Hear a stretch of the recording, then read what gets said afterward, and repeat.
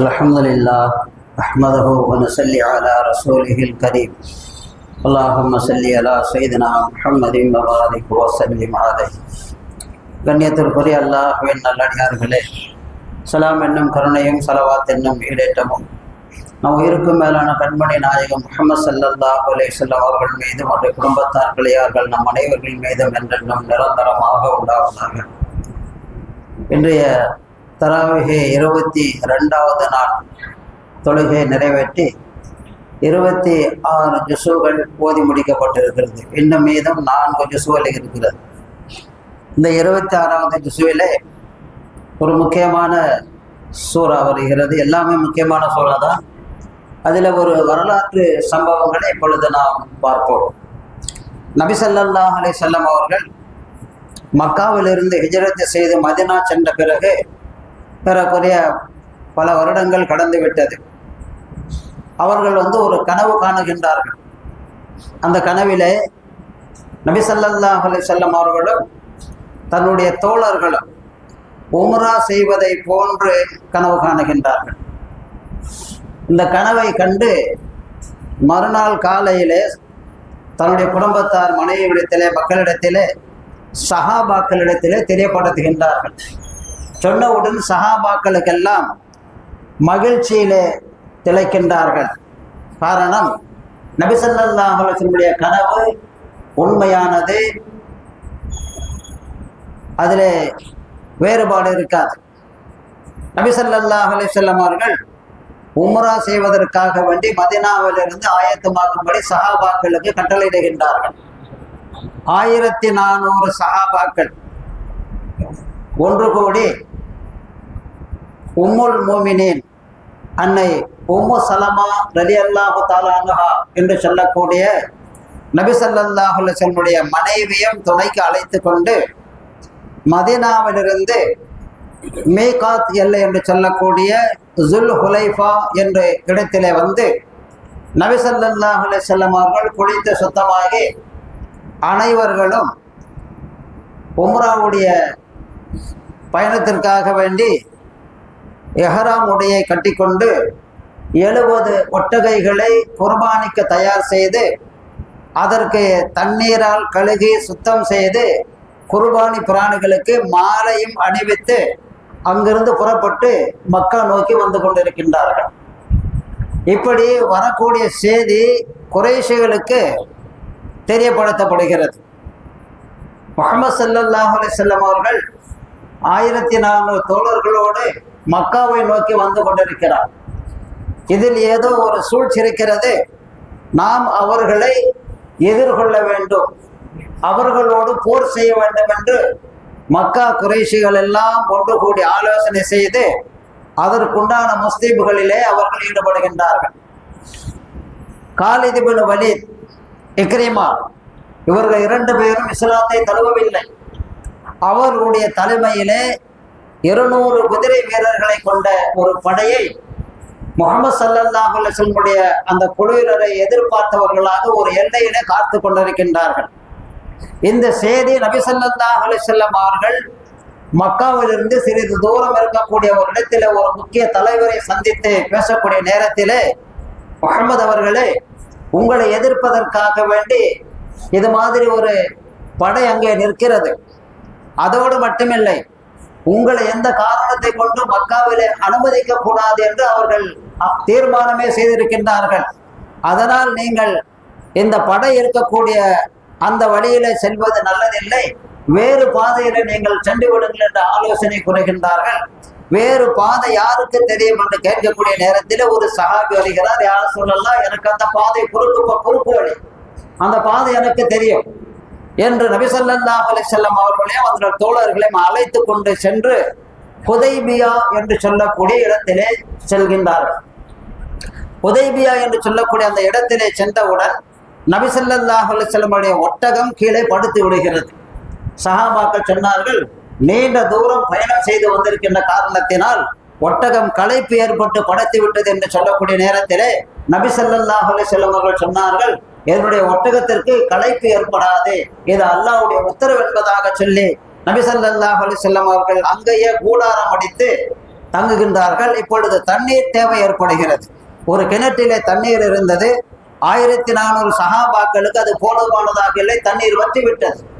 உடனே நபி ஸல்லல்லாஹு அலைஹி வஸல்லம் சொல்லுகின்றார் ஒரு சஹாபி, யார சொல்லலாம், கிணற்றிலே தண்ணீர் இல்லை, வற்றி விட்டது, தண்ணீர் தேவையாக இருக்கிறதுன்னு சொல்லக்கூடிய நேரத்திலே தன்னுடைய அம்பு கூட்டிலே இருந்த ஒரு அம்பை எடுத்து நாசியா பின் ஜுந்துப் ரலியல்லாஹு அன்ஹு சஹாபியிடத்திலே கொடுத்து கிணற்றுடைய மையப்பகுதியிலே இந்த அம்பை நட்டி வைங்கள் என்று சொன்ன நேரத்திலே நட்டி வைத்தவுடன் தண்ணீர் கொப்பளித்துக் கொண்டு வந்தது. எல்லா சஹாபாக்களும் அந்த தண்ணீரை பயன்படுத்தி கொண்டார்கள். அந்த இடத்திலிருந்து புறப்பட்ட பிறகு அந்த சஹாபி, அதாவது நாசியா பின் ஜுந்துப் என்று சொல்ற சஹாபி, அந்த அம்பை எடுத்துக்கொண்டு போய் விடுகிறார்கள். தண்ணீர் வற்றி விட்டது, அது வேறு விஷயம். இப்பொழுது அந்த இடத்திலே தங்கி இருக்கக்கூடிய செய்தி கிடைத்தவுடன் நபி ஸல்லல்லாஹு அலைஹி வஸல்லம் அவர்களை எப்படியாவது அவர்களை தடுத்து விட வேண்டும் என்பதற்காக வேண்டி குறைஷிகள் ஒருவரை அனுப்புகின்றார்கள். யார் என்று சொன்னால் பனு குஜாஆ என்று சொல்லக்கூடிய கூட்டத்தினுடைய தலைவர் புதைல் பின் வர்கா அல் குஜாஆ என்று சொல்லக்கூடிய அந்த பனு குஜாஆ என்று சொல்லக்கூடிய கூட்டத்தினுடைய தலைவரை பேசுவதற்காக வேண்டி நபி ஸல்லல்லாஹு அலைஹி வஸல்லம் இடத்திலே அனுப்புகின்றார்கள். அவர் வந்து சொல்லுகின்றார், மக்கள் எல்லாம் மக்காவிலே உங்களை அனுமதிப்பதற்காக வேண்டி அவர்கள் அனுமதிக்க கூடாது என்று முடிவு செய்திருக்கின்றார் என்று சொல்லக்கூடிய நேரத்திலே, நாங்கள் பாருங்கள் எந்த விதமான ஆயுதங்களோடு வரவில்லை, நாங்கள் வந்தது உம்ரா செய்வதற்காக வேண்டி வந்திருக்கிறோம், போருக்காக வரவில்லை என்ற செய்தியை சொல்லி கூட இவர் ஒத்துக்கொள்கிறார். இந்த செய்தியை அந்த மக்கா குறைஷி தலைவரிடத்திலே சொல்லக்கூடிய நேரத்திலே அவர்கள் ஒப்புக்கொள்ள மறுக்கின்றார்கள். அடுத்ததாக இன்னொருவரை அனுப்புகின்றார்கள். இரண்டாவதாக கினானா கூட்டத்தினுடைய தலைவர் அல் சுஹைல் பின் அல் கமா என்று சொல்லக்கூடிய ஒரு தலைவர். அவர் வந்து நபி ஸல்லல்லாஹு அலைஹி வஸல்லம் அவரிடத்திலே பேசுகின்றார்கள். அவர்கள் பேசும்போது கூட அப்படிதான் சொல்லுகின்றார்கள், இப்பொழுது நீங்கள் மக்காவிலே வரக்கூடாது என்று மக்கா குறைஷிகள் எல்லாம் தீர்மானம் போட்டிருக்கின்றார்கள், அதனால் நீங்கள் திரும்பி செல்வதுதான் நல்லது. இல்லை, நாங்கள் உம்ரா செய்வதற்காக வேண்டித்தான் வந்திருக்கிறோம், வேற எந்த நோக்கமும் எங்களுக்கு இல்லை, ஒரே ஒரு நாள் உம்ரா செய்து விட்டு நாங்கள் தங்கி விடுகிறோம், நாங்கள் புறப்பட்டு விடுகிறோம் என்று சொல்ல காரணத்தை கூட அந்த தலைவர் ஏற்றுக்கொள்ளவில்லை. அவர் சென்று தன்னுடைய கூட்டத்தரங்கத்திலே சொல்லக்கூடிய நேரத்திலே அந்த தலைவரை பார்த்து சொல்லுகின்றார்கள், என்ன முகம்மதுடைய பேச்சுக்கு நீங்கள் மயங்கி விட்டீர்களா, முகமதுக்கு சாதகமாக சொல்லுகின்றீர்கள் என்று அந்த தலைவரை ஓரங்கட்டி விட்டார்கள். அடுத்ததாக இன்னொருவர் வருகிறார், பனு தகீப் என்று சொல்லக்கூடிய கூட்டம். இவர் யார் என்று சொன்னால் தாயிப்பில் இருக்கக்கூடிய மிக மிக செல்வாக்கு பெற்ற ஒரு கூட்டம் தான் பனு தகீப் என்று சொல்லக்கூடிய கூட்டத்தினுடைய தலைவர் உர்வா பின் மசூத் என்று சொல்லக்கூடியவர். இவர் வந்து அந்த காட்சியை பார்க்கின்றார்கள். நபி ஸல்லல்லாஹு அலைஹி வஸல்லம் தங்கி இருக்கக்கூடிய சஹாபா கூடிய அந்த காட்சியை பார்க்கக்கூடிய நேரத்திலே நபி ஸல்லல்லாஹு அலைஹி வஸல்லம் அவர்கள் ஒது செய்தால் ஒது செய்யக்கூடிய தண்ணீரை தங்களுடைய கைகளிலே பிடித்து கீழே விழாமல் முகத்திலே தடவி கொள்ளுகின்றார்கள், தலையிலே தடவி கொள்ளுகின்றார்கள்.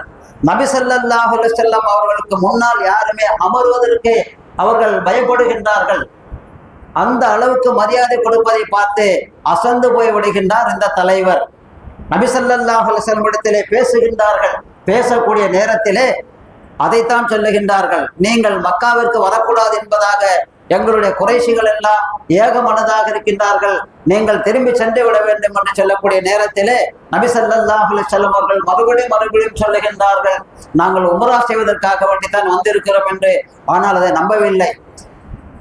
இந்த உர்வா பின் மசூத் என்று சொல்லக்கூடியவர் குறைஷி காபிரிடத்திலே அபூஜஹல் இடத்திலே உத்பா இடத்திலே சென்று சொல்லுகிறார், நான் ரோம சாம்ராஜ்யம் பாரசீகம் போன்ற வல்லரசு நாட்டு மன்னர்களை எல்லாம் நான் சந்தித்திருக்கிறேன், ஆனால் முகம்மதுடைய தோழரிடத்தில் இருக்கக்கூடிய அந்த பற்றை போன்று நான் யாரிடத்திலேயும் பார்க்கவில்லை. என்ன தெரியுமா, அவர் காரி துப்பினால் கூட எச்சிலே கூட கீழே விழுவதற்கு அவர்கள் சம்மதிப்பதில்லை. அவர்கள் ஒது செய்தால் அந்த தண்ணீரை பிடித்து முகத்திலே தலையிலே தடவி கொள்ளுகின்றார்கள். இந்த அளவுக்கு மரியாதை கொடுக்கக்கூடிய ஒரு தலைவர் உலகத்தில் நான் பார்க்கவில்லை என்பதாக போலக்கூடிய நேரத்திலே என்ன உருவாவே நீங்களும் முகமதுக்கு சாதகமாக ஆகிவிட்டீர்களே என்று அவரையும் அந்த தலைவர்கள் ஓரம் கட்டி விடுகின்றார்கள். இப்பொழுது நபி ஸல்லல்லாஹு அலைஹி வஸல்லம் அவர்கள் ஹஜ்ரத் உமர் ரலியல்லாஹு தஆலா அவர்களை அழைத்து உமர் ரலியல்லாஹு தஆலா அவர்களை மக்காவிற்கு நீங்கள் சென்று குறைஷிகளிடத்தில் நீங்கள் பேச வேண்டும் என்பதாக சொல்லுகின்றார்கள். இந்த ஹுதைபியா என்று சொல்லக்கூடிய இடம் மக்காவிற்கும் ஏறக்குறைய 20 மைல் தூரம். நம்ம இங்கிருந்து ஆரம்பக்கத்திலிருந்து தச்சூர் கூட்டோட தூரம் இருக்கும். இப்பொழுது உஸ்மான் ரலியல்லாஹு தஆலா அவர்கள் அதை உமர் ரலியல்லாஹு சொல்லுகின்றார்கள், யார சொல்லலாம், என்னை பற்றி உங்களுக்கு தெரியும். நான் அவரிடத்திலே பேசக்கூடிய நேரத்திலே கோபப்பட்டு ஏதாவது தவறான வார்த்தைகளை நான் சொல்லிவிட்டால் பிரச்சனை அதிகமாக வரும். இதற்கு பொருத்தமானவர் உஸ்மான் ரலியல்லாஹு தஆலா அவர்கள், பொறுமைசாலி, அவர்களை நீங்கள் அனுப்பி என்று சொல்லக்கூடிய நேரத்திலே நபி ஸல்லல்லாஹு அலைஹி வஸல்லம் அவர்கள் ஹஜ்ரத் உஸ்மான் ரலியல்லாஹு தஆலா அவர்களை சமாதானம் பேசுவதற்காக வேண்டி, அனுமதி கேட்பதற்காக வேண்டி மக்கா குறைஷிகளிடத்தில் அனுப்புகின்றார்கள். உஸ்மான் ரலியல்லாஹு தஆலா அவர்கள் போனால் மக்கா குறைஷிகள் நல்ல மரியாதை கொடுத்து வரவேற்றார்கள், பேச்சுவார்த்தை நடத்தினார்கள். உஸ்மான் ரலியல்லாஹு சொன்னார்கள், நாங்கள் உம்ரா செய்வதற்காக வேண்டி வந்திருக்கிறோம், வேறு எந்த நோக்கமும் எங்களுக்கு இல்லை, அதனால் நீங்கள் அனுமதி கொடுங்கன்னு சொல்லக்கூடிய நேரத்திலே உஸ்மானை, நாங்கள் அனுமதி கொடுக்க முடியாது, நீங்கள் மட்டும் வேண்டும் என்று சொன்னால் உம்ரா செய்து விட்டு திரும்புங்கள், உங்களுக்கு மட்டும் அனுமதி தருகிறேன், உங்களுக்கு அனுமதி தருகிறோம் என்று உஸ்மான் ரலியல்லாஹு தஆலா சொல்லி உஸ்மான் ரலியல்லாஹு தஆலா அவர்களை அங்கேயே அவர்கள் வைத்துக் கொள்கின்றார்கள். இந்த செய்தி அதாவது அவதூறு பரப்பப்படுகிறது. என்னவென்று சொன்னால் உஸ்மான் ரலியல்லாஹு தஆலா அவர்கள் கொலை செய்யப்பட்டு விட்டார்கள், அவர்களை குறைஷிகள் கொன்று விட்டார்கள் என்று அவர்கள் புரளியை கிளப்பி விடுகின்றார்கள். உடனே நபி ஸல்லல்லாஹு அலைஹி வஸல்லம் அவர்கள் சஹாபாக்களை அழைத்து ஆலோசனை செய்கின்றார்கள். அந்த ஆலோசனை செய்யக்கூடிய நேரத்திலே அருமைக்குரிய சகோதரர்களே, என்ன ஆலோசனை என்று சொன்னால்,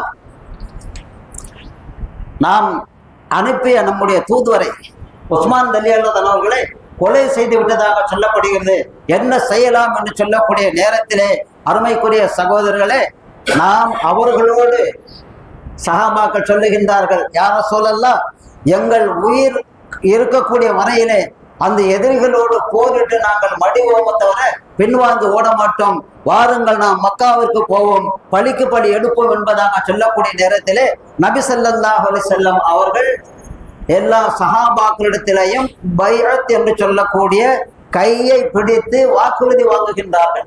1400 சஹாபாக்கள் அனைவர்களும் கையிலே கொடுத்து உறுதி செய்கின்றார்கள். என்ன உறுதி தெரியுமா? எந்த காரணத்தை கொண்டும் நாங்கள் பின்வாங்க மாட்டோம், உயிருக்கு பயப்பட மாட்டோம், உங்களோடு உறுதுணையாக இருந்து நாங்கள் போராடுவோம், வெற்றி பெறுவோம் என்பதாக சொல்லக்கூடிய நேரத்திலே அதிலே அப்துல்லா பின் சலூல் என்று சொல்லக்கூடிய ஒரே ஒரு முனாஃபிக் நயவஞ்சகன் மட்டும் ஒட்டகத்தினுடைய அடியிலே சென்று பதுங்கி கொண்டான். நபி ஸல்லல்லாஹு அலைஹி வஸல்லம் அவருடைய கையிலே அந்த பையத்தை செய்யவில்லை. 1399 சஹாபாக்கள் மட்டும் பையத்தை செய்தார்கள். உஸ்மான் ரலியல்லாஹு தஆலா அவர்கள் மக்காவிலே அவர்கள் அங்கே தங்கியிருக்கின்றார்கள். அவர்களுக்கு பகரமாக நபி ஸல்லல்லாஹு அலைஹி வஸல்லம் அவர்கள் தன்னுடைய இடது கையிலே வலது கையை வைத்து இது உஸ்மானுடைய கை என்பதாக அவர்களுக்காக வேண்டி பையத்தை செய்தார்கள்.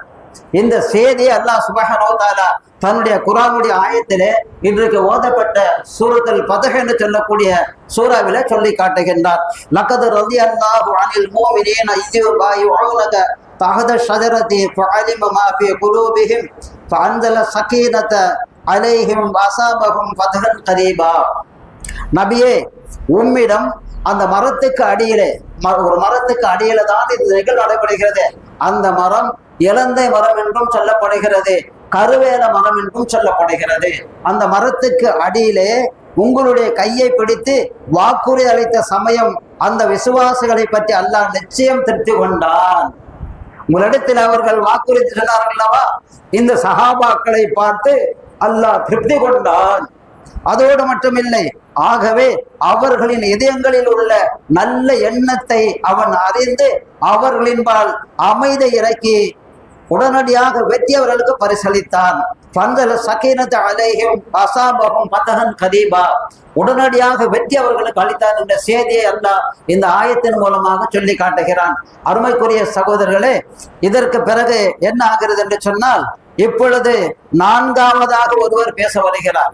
உஸ்மான் ரலியல்லாஹு தஆலா அவர்கள் கொலை செய்யப்படவில்லை, திரும்பி வந்து விடுகின்றார்கள். 4வதாக பேச்சு திறமை உடையவர், வாதத்திலே மிகைத்தவர், ஒரு மிகப்பெரிய தலைவர் சுஹைல் பின் அம்ர் என்று சொல்லக்கூடியவர் வருகிறார். சுஹைல் பின் அம்ர் நான்காவதாக பேசுவதற்காக வேண்டி அவர் வரக்கூடிய நேரத்திலே இப்பொழுது நபி ஸல்லல்லாஹு அலைஹி வஸல்லம் அவர்களுக்கும் சுஹைல் பின் அம்ர் என்று சொல்லக்கூடிய அந்த குறைஷி தலைவருக்கும் இடையே பேச்சுவார்த்தை நடைபெறுகிறது. பேச்சுவார்த்தையிலே உடன்பாடு ஏற்படுகிறது. அந்த ஹுதைபியா இடத்திலே உடன்பாடு ஏற்பட்டு, அதாவது உடன்பாட்டை எழுதுகின்றார்கள். எழுதுவதற்காக வேண்டி ஹஜ்ரத் அலி ரலியல்லாஹு அன்ஹு அவர்களை நபி ஸல்லல்லாஹு அலைஹி வஸல்லம் அவர்கள் அழைக்கின்றார்கள். அழைத்து எழுதக்கூடிய நேரத்திலே பிஸ்மில்லாஹிர் ரஹ்மானிர் ரஹீம் என்று எழுதக்கூடிய நேரத்திலே வந்த அந்த சுஹைல் பின் அம்ர் சொல்லுகின்றார், எங்களுக்கு அதெல்லாம் தெரியாது, ரஹ்மானை தெரியாது, ரஹீமை தெரியாது, அப்படியெல்லாம் நீங்கள் எழுதக்கூடாது.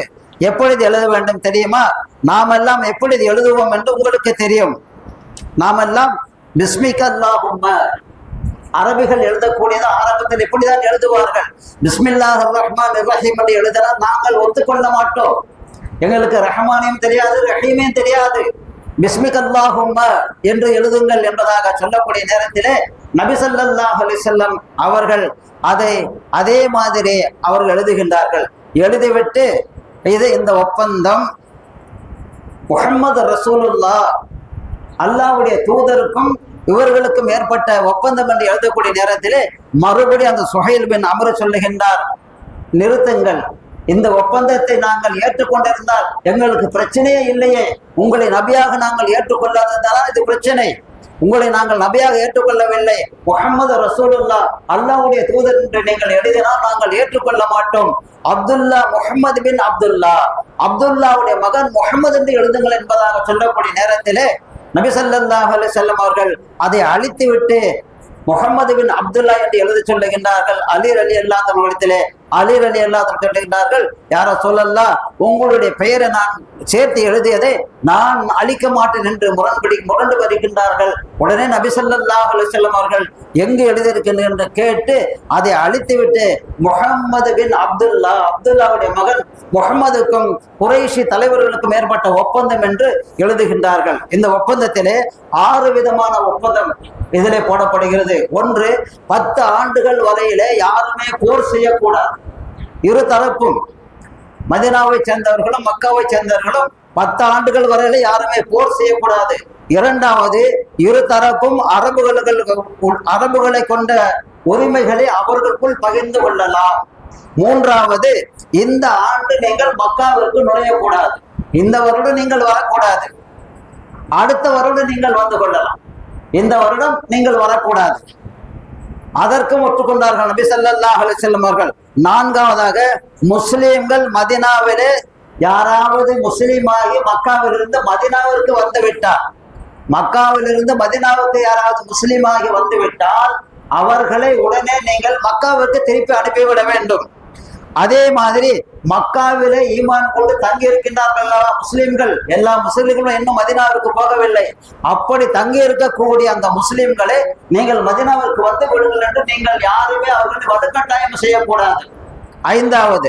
ஆறாவது, அப்படி யாராவது புதிதாக இஸ்லாத்தை ஏற்று மக்காவில் இருந்து மதீனாவுக்கு வந்து விட்டால் உடனே நீங்கள் மதீனாவிலிருந்து திருப்பி எங்களிடத்தில் ஒப்படைத்து விட வேண்டும். மதீனாவிலிருந்து யாராவது மக்காவிற்கு வந்தால் இவர்கள் ஏற்றுக்கொள்வார்களா? மக்காவிலிருந்து மதீனாவுக்கு போயிட்டா நாங்க ஒப்புக்கொள்ள மாட்டோம், எங்களுக்கிட்டே நீங்க அனுப்பிவிட வேண்டும் என்பதாக 6 விதமான நிபந்தனையோடு உடன்படிக்கை எழுதப்படுகிறது. அருமைக்குரிய சகோதரர்களே, இந்த உடன்படிக்கை எழுதியவுடன் நபி ஸல்லல்லாஹு அலைஹி வஸல்லம் உமர் ரலியல்லாஹு அன்ஹு கேட்கின்றார்கள், யா ரசூலல்லாஹ், நாமெல்லாம் ஹக்கின் மீது இருக்கின்றோமே, அப்படி இருந்தும் ஏன் நீங்கள் விட்டுக் கொடுக்கின்றீர்கள் என்பதாக சொல்லக்கூடிய நேரத்திலே அருமைக்குரிய சகோதரர்களே, நான் முடிவெடுத்து விட்டேன், அல்லாஹ்வுடைய நபி ஒப்பந்தத்தை நான் மீற மாட்டேன் என்பதாக நபி ஸல்லல்லாஹு அலைஹி வஸல்லம் அவர்கள் அங்கே ஒப்பந்தத்தை நிறைவேற்றுகின்றார்கள். இந்த ஒப்பந்தம் நிறைவேற்றி இன்னும் கையெழுத்து ஆகவில்லை.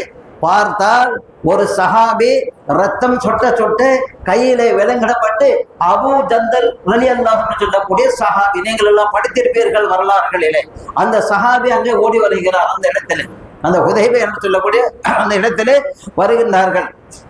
வந்த உடனே இந்த பேச்சுவார்த்தைக்கு வந்திருக்கிறார் அல்லவா சுஹைல் இப்னு அம்ர் என்று சொல்லக்கூடிய தலைவர், அவருடைய மகன் தான் இந்த அபூ ஜந்தல். உடனே சொல்லுகின்றார்கள், பார்த்தீர்களா, இன்னும் ஒப்பந்தம் நிறைவேறப்படவில்லை, இப்பொழுதே வந்து விட்டார்களே, நீங்கள் மதீனாவிற்கு வரை அழைத்து செல்லக்கூடாது, எங்களோடு தான் நீங்கள் திருப்பி அனுப்ப வேண்டும் என்று முரண்டு பிடித்து தன்னுடைய மகனை தானே முகத்திலே அடித்து இழுத்து செல்லுகின்றார்கள். நபி ஸல்லல்லாஹு அலைஹி வஸல்லம் அவர்களிடத்திலே அந்த சஹாபி அபூ ஜந்தல் ரலியல்லாஹு அன்ஹு சொல்லக்கூடிய சஹாபி கெஞ்சுகின்றார்கள். நபி ஸல்லல்லாஹு அலைஹி வஸல்லம் சொல்லுகின்றார்கள், நீங்கள் பொறுமையாக இருங்கள், வெற்றிக்குரிய வழியை அல்லாஹ் விரைவாக உங்களுக்கு காண்பிப்பான் என்பதாக நபி ஸல்லல்லாஹு அலைஹி வஸல்லம் அவர்கள் சொல்லுகின்றார்கள். அந்த சஹாபி வலுக்கட்டாயமாக அழைத்து செல்லப்படுகிறார். அதற்கு பிறகு அருமைக்குரிய சகோதரர்களே, அபு பசீர் என்று சொல்லக்கூடிய ஒரு சஹாபி, அவரும் மக்காவிலிருந்து மதீனாவிற்கு தப்பி வருகின்றார்கள். மதீனாவிற்கு தப்பி வந்து விட்டார் என்ற செய்தி இவருக்கு கிடைத்தவுடன் மக்காவில் இருந்த 2 பேர்களை குறைஷி தலைவர்கள் அனுப்பி மதீனாவில் இருக்கக்கூடிய அந்த அபூ பசீர் அவர்களை அழைத்து கொண்டு வருகின்றார்கள். வரக்கூடிய வழியிலே உரையிலே வாளை வைத்து கொண்டு வந்த அந்த 2 பேரில் ஒருவருடைய வாளை இவர் வாங்கி, அந்த வாள் மிகவும் நன்றாக இருக்கிறது, இது எங்கு வாங்கினீர்கள், கூர்மையாக இருக்கிறது என்று பேசிக் கொண்டிருக்கூடிய இடத்திலே வாளை தூக்கி ஒருத்தரை போட்ட பிறகு ஒரு ஆள் அவுட்டு. கூட வந்த இன்னொரு ஆள் ஓட ஆரம்பிச்சார். ஓடி மதீனாவுக்கு போய் சொல்லுகின்றார், முகமதே, உங்களுடைய தோழர் ஒருவரை கொண்டு விட்டார், என்னையும் கொன்றிருப்பார். நபி ஸல்லல்லாஹு அலைஹி வஸல்லம் அவர்கள், நான் ஒப்பந்தத்தை போட்டு விட்டேன், நான் மீற மாட்டேன், நீங்கள் மக்காவுக்கு திரும்பி சென்று விடுங்கள் என்று அந்த அபூ பசீர் அவர்களிடத்தில் சொல்லக்கூடிய நேரத்திலே அபூ பசீர் ரலியல்லாஹு அன்ஹு அவர்கள் மக்காவிற்கு செல்லாமல் கடற்கரை ஓரமாக அவர்கள் பதுங்கி விடுகின்றார்கள். இப்பொழுது அபூ ஜந்தல் ரலியல்லாஹு அன்ஹு மக்காவிலே சென்றிருக்கிறார் அல்லவா, அவரும் தப்பித்து வந்து அபூ பஸீரோடு சேர்ந்து கொள்கின்றார்கள். இப்பொழுது கணிசமான சஹாபாக்கள், ஒரு சில சஹாபாக்கள், ஒரு 10-20 சஹாபாக்கள் ஒரு கூட்டமாக இந்த இடத்துல அவர்கள் தங்க ஆரம்பித்து விட்டார்கள். வியாபார கூட்டம், மக்காவுடைய வியாபார கூட்டம் அந்த வழியாக சென்றால் இவர்களை தாக்கி கொள்ளையடிப்பதுதான் இவர்கள் வேலை, உணர்தில்லை. இப்பொழுது பார்த்தார்கள் மக்கா குறைஷிகள் இந்த ஒப்பந்தத்திலே சற்று இறங்கி வந்தார்கள். அதாவது மக்காவிலிருந்து யாராவது மதீனாவுக்கு வந்தால் திருப்பி அனுப்ப வேண்டாம், நீங்களே வச்சுக்கிறீங்க, மதீனால இருந்து யார் வந்தாலும் நாங்க உங்ககிட்டே திருப்பி அனுப்பி விடுறோம், இந்த மாதிரி ஒப்பந்தம் வேண்டாம் என்று இவர்களாகவே விரும்பி வந்தார்கள். அருமைக்குரிய சகோதரர்களே, இப்படி நடக்கக்கூடிய நேரத்தில் தான் நபி ஸல்லல்லாஹு அலைஹி வஸல்லம் உமர் ரலியல்லாஹு அன்ஹு கேட்கின்றார்கள், யார சொல்லலாம், நீங்கள் ஏன் இதை விட்டு கொடுத்தீர்கள் என்று சொல்லக்கூடிய நேரத்திலே நபி ஸல்லல்லாஹு அலைஹி வஸல்லம் மௌனமாக இருந்து தன்னோடு துணைக்கு அழைத்து வந்த அருமை மனைவி அன்னை உம்மு சலமா ரலியல்லாஹு அன்ஹா இடத்திலே போய் மஷூரா கேட்கின்றார்கள், என்ன செய்யலாம் என்று. அருமையான யோசனை சொல்லுகின்றார்கள் அருமை அன்னை அவர்கள். என்ன யோசனை தெரியுமா? யார சொல்லலாம், உங்களை மீறியவர்கள் யாரும் செயல்பட மாட்டார்கள், நீங்கள் என்ன செய்கிறீர்கள் என்று சொன்னால் உங்களுடைய தலையை நீங்கள் மொட்டையடித்து விடுங்கள், மொட்டையடித்து குளித்து விட்டு நீங்கள் குர்பானி கொடுங்கள், அவர்களும் அதே மாதிரி செய்து விடுவார்கள் என்று சொல்லக்கூடிய நேரத்தில் நபி ஸல்லல்லாஹு அலைஹி வஸல்லம் கூடாரத்து வெளியே வந்து ஒருவரை அழைத்து மொட்டை அடித்தார்கள். எல்லா சஹாபாக்களும் மொட்டை அடித்து அங்கிருந்து நாட்டுக்கு மறுபடியும் மதீனாவுக்கு திரும்ப அந்த செய்தியை அல்லாஹ் சுப்ஹானஹு வ தஆலா இந்த ஆயத்தின் மூலமாக தெரியப்படுத்துகிறான். அதோடு மட்டுமில்லை, அடுத்த ஆயத்திலே சொல்லி காட்டுகிறான், நீங்கள் ஒப்பந்தம் செய்தீர்கள் அல்லவா, அந்த ஒப்பந்தத்திலே அது எப்படிப்பட்ட ஒப்பந்தம் என்று சொன்னால், நீங்கள் செய்த அந்த ஒப்பந்தம், இன்னல்லதீன யுபாயிஊனக இன்னமா யுபாயிஊனல்லாஹ், அதாவது நபியே, நிச்சயமாக எவர்கள் உம்மிடம் வாக்குறுதி செய்து கொடுக்கின்றார்களோ அவர்கள் வாக்குறுதி செய்து கொடுத்ததெல்லாம் அல்லாஹ்விடம்தான். உங்களிடத்திலே அந்த பையத்தை செய்து வாக்குறுதி கொடுத்தார்கள் அல்லவா, உங்களோடு நாங்கள் இருப்போம், போர் புரிவோம் என்று அவர்கள் வாக்குறுதி செய்து கொடுத்ததெல்லாம் அல்லாஹ்விடத்திலே தான். அல்லாஹ்வுடைய கரம் தான் அவருடைய கரங்களுக்கு மேலாக இருந்தது என்று அல்லாஹ் சொல்லி காட்டுகிறான். அல்லாஹ்வுக்கு கரம் தேவையில்லை, கால் தேவையில்லை, உருவம் தேவையில்லை. காரணம், உங்களுக்கு நான் பாதுகாப்பு கொடுப்பேன் என்ற அர்த்தத்திலே அல்லாஹ் சுப்ஹானஹு வ தஆலா, நீங்கள் நபியிடத்திலே நீங்கள் பையத்தை செய்கின்ற பொழுது என்னுடைய கையும் அது உங்களுக்கு மேலே இருந்த அர்த்தத்திலே அல்லாஹ் சுப்ஹானஹு வ தஆலா இந்த ஆயத்திலே சொல்லி காட்டுகிறான். அருமைக்குரிய சகோதரர்களே, இதிலிருந்து நாம் தெரியக்கூடிய விஷயம் என்னவென்று சொன்னால், நபி ஸல்லல்லாஹு அலைஹி வஸல்லம் அவர்கள் ஒன்றை செயல்படுத்த அதாவது முயன்று விட்டால் அவர்கள் அதை செய்து காட்டுவார்கள். எல்லா வகையிலும் இறங்கி வந்த பிறகு அதாவது இந்த ஒப்பந்தத்தை காபத்துல்லாவிலே அப்படியே எழுதி ஒட்டி வைத்தார்கள். கொஞ்ச நாளைக்கு பிறகு செல்லெல்லாம் அறித்து ஒப்பந்தம் அது தானாகவே காணவதி ஆகிவிட்டு ஒப்பந்தம் போய்விட்டது. அருமைக்குரிய சகோதரர்களே, விட்டு கொடுப்போமே ஆனால் அல்லாஹ் சுப்ஹானஹு வ தஆலா நமக்கு எல்லா வகையிலும் வெற்றி கொடுப்பான் என்ற செய்தி இதன் மூலமாக நாம் உணர்த்துகிறோம். அல்லாஹ் நம் அனைவர்களுக்கும் கிருபை செய்வானாக. வாஹிரு தஅவானா அனில் ஹம்துலில்லாஹி ரப்பில் ஆலமீன். அஸ்ஸலாமு அலைக்கும் வரஹ்மத்துல்லாஹி வபரகாத்துஹு. சுப்ஹானல்லாஹ்.